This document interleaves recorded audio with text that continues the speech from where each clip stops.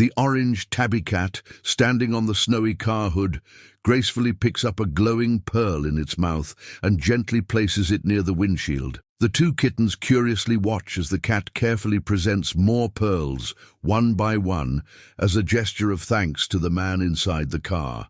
The man, sitting behind the windshield, looks surprised and touched by the cat's offering. Snowflakes continue to fall softly, catching the golden morning light, while the cat's tail sways gently in the cold breeze. A stray cat jumped on a man's car and asked him to take her kittens home. Jake let out a tired sigh as he walked toward his car. It had been a long, exhausting day at work, and all he wanted was to go home, take a hot shower, and collapse into bed. The parking lot was nearly empty, just a few cars scattered under the dim yellow glow of the streetlights. The cold night air bit at his skin as he fished his keys out of his pocket.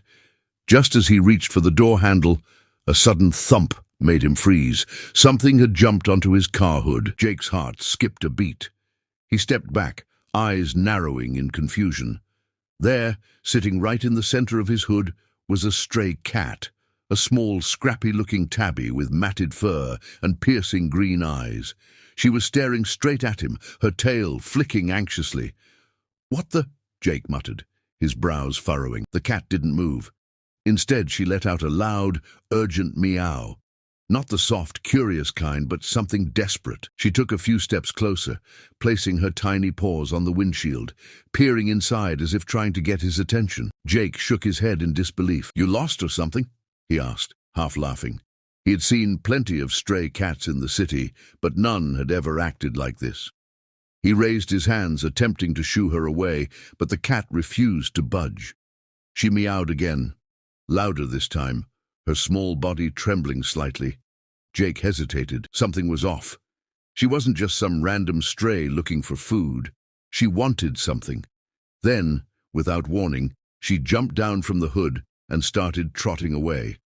Jake watched as she paused a few feet away, then turned back to look at him, her green eyes locked onto his, filled with an intensity that sent chills down his spine. She wasn't leaving. She was waiting for him. Jake let out a slow exhale. "You've got to be kidding me," he muttered.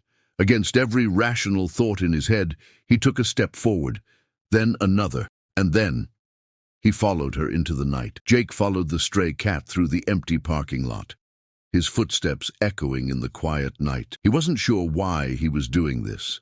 Every logical part of his brain told him to turn around, get in his car, and go home. But something about the cat's behavior felt different. She wasn't just wandering.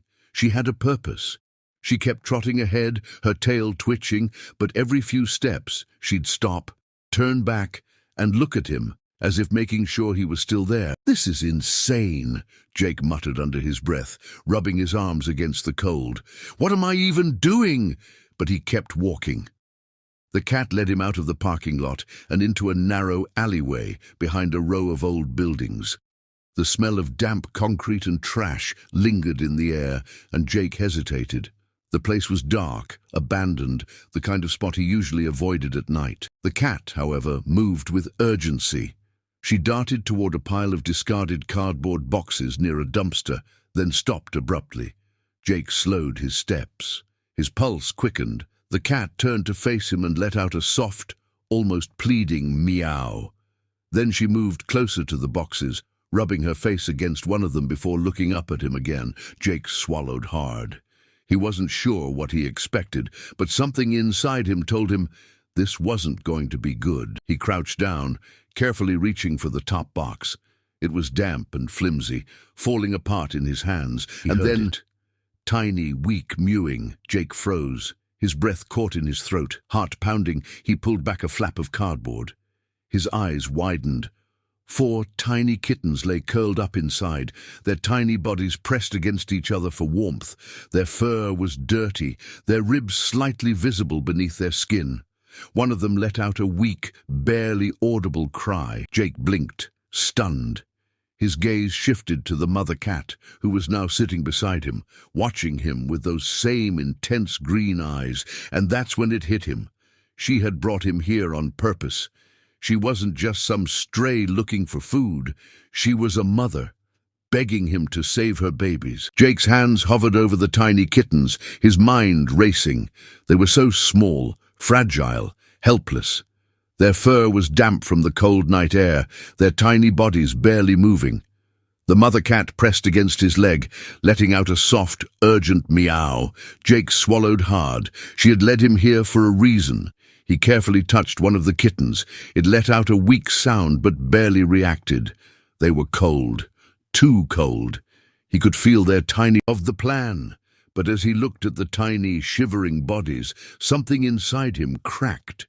With a sigh, he reached into the box and gently scooped up the kittens, one by one. They barely stirred as he cradled them against his chest, their tiny bodies desperately seeking warmth. The mother cat immediately stood up, watching him with tense anticipation. Jake met her gaze. "All right," he murmured. "I get it. Let's go." He turned and started walking back toward his car, the box of kittens in his arms. The mother cat didn't hesitate. She followed him. She never looked back. Jake sat in his car, gripping the steering wheel, his mind racing. The box of kittens rested on the passenger seat, their tiny bodies still curled up, too weak to make much noise. The mother cat sat beside them, her green eyes locked onto his face, as if waiting for his next move. His heart pounded. What the hell was he supposed to do now? He sighed and ran a hand through his hair. He wasn't a cat person. He had never owned a pet, never even thought about it. His apartment was small, strict about pets, and barely had space for him, let alone a whole cat family. "This is crazy," he muttered under his breath. He considered dropping them off at a shelter. Maybe there was a place open late that could take them. He pulled out his phone and started searching. But then the mother cat let out the softest, saddest meow he had ever heard. Jake looked over. She wasn't begging. She wasn't desperate. She just sat there, staring at him with those tired, pleading eyes, as if she already knew what he was thinking. And in that moment, something in him shifted.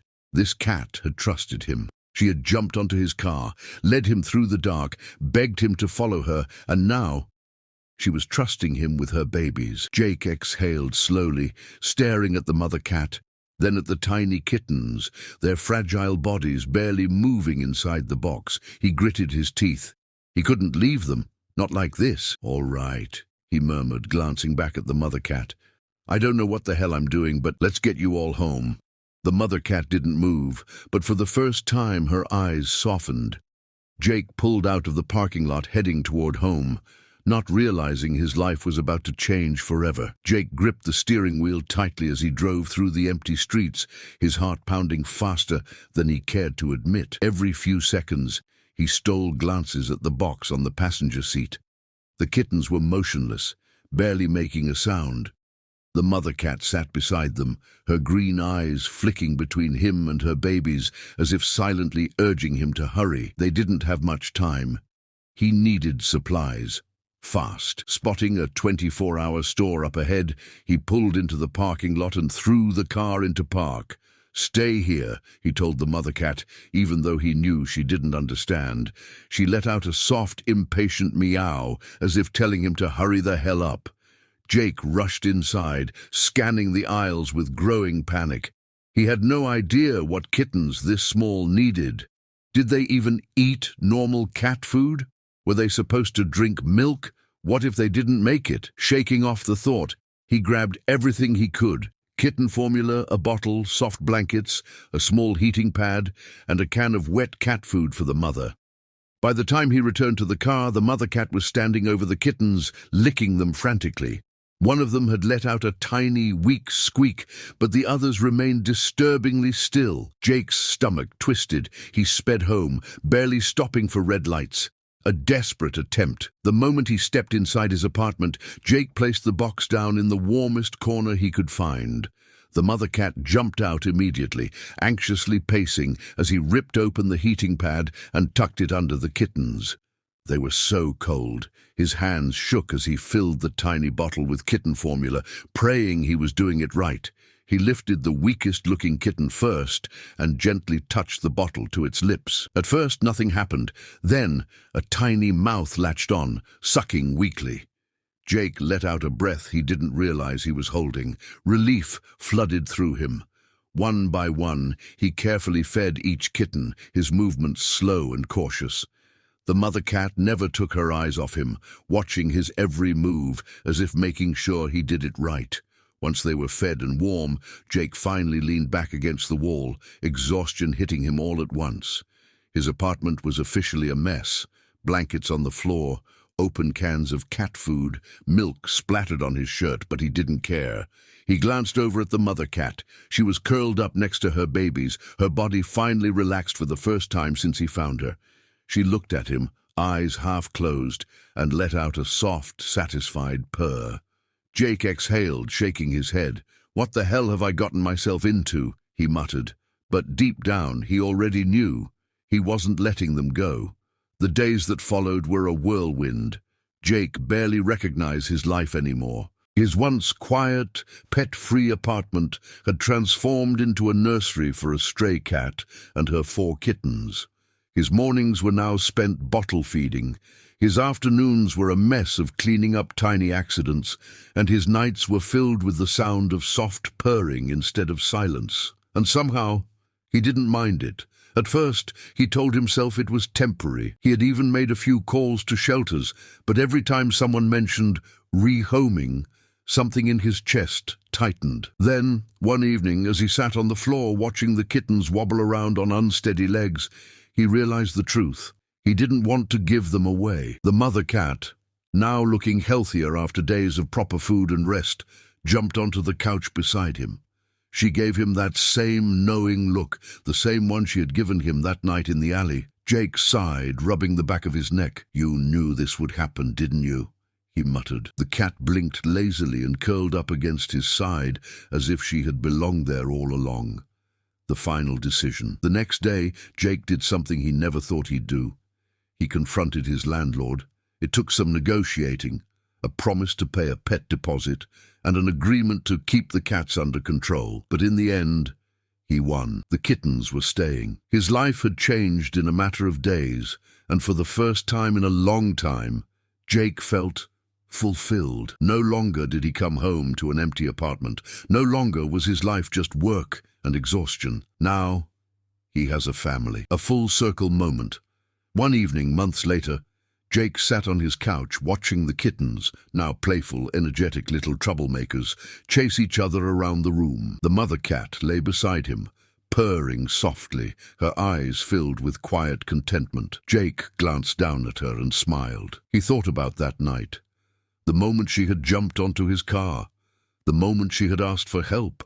Or maybe, he realized, she had chosen him. With a small chuckle, Jake scratched behind her ears and whispered, "Thanks for finding me." The cat stretched, let out a slow, satisfied blink and purred even louder, as if she understood.